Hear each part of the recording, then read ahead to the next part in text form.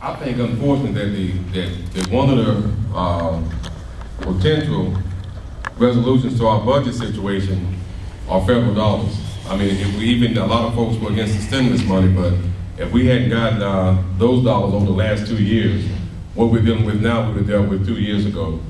So I think that if federal dollars are out there, certainly other states are going to want their share, and we ought to get our share also. The problem is the strings that are attached. And I do agree that we should not have any strings attached, and we shouldn't have any unfunded mandates. I think if the money is coming from the federal government to help us get through this budget situation, they'll let the proper officials decide how to best spend that money. And a prime example of that, and I don't remember the exact facts, but there was some money that came down that would have helped education in South Carolina. But because of some kind of provision, we didn't qualify for the money. And that's just an example of money being available but having strings attached to it. So I think if we can get some help from the federal government, because as you realize, our state budget's in bad shape, but even so, there are other states who are in worse shape than we are. So I think a lot of states are hoping that the federal government will come in and help us out. But we don't need to have a lot of strings attached, a lot of unfunded mandates attached to those dollars.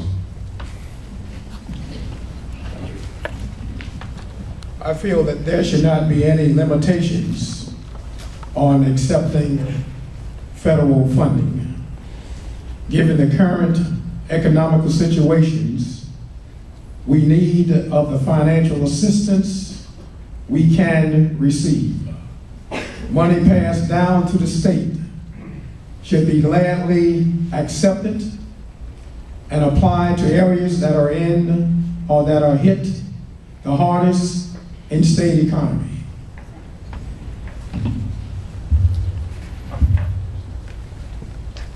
I think the only thing we need to limit that the government wants to send to us is nuclear waste being stored in South Carolina.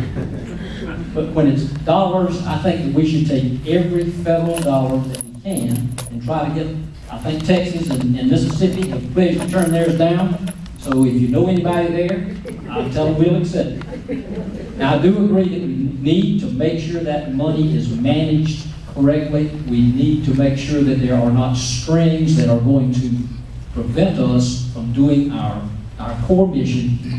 And we need to make sure that we don't build some one-time money into a budget so that when that money is over, we're in worse shape than we were before.